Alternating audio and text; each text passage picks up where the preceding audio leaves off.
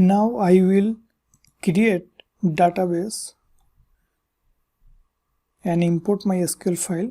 So go to MySQL database wizard,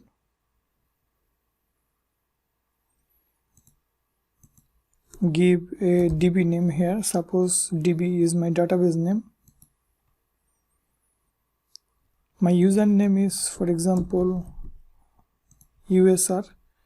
Password generator, I copy a password from here, paste that password, then create user. Make sure you put the check mark here, all privileges, otherwise it will make a problem. So make changes and OK, task is done. Now I will go to PHP myadmin.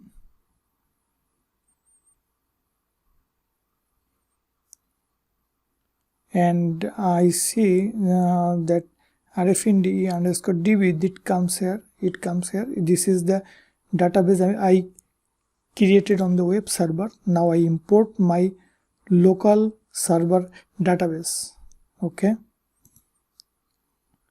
that I will go to access from C jump htdocs project folder. Here is the SQL. Then click on go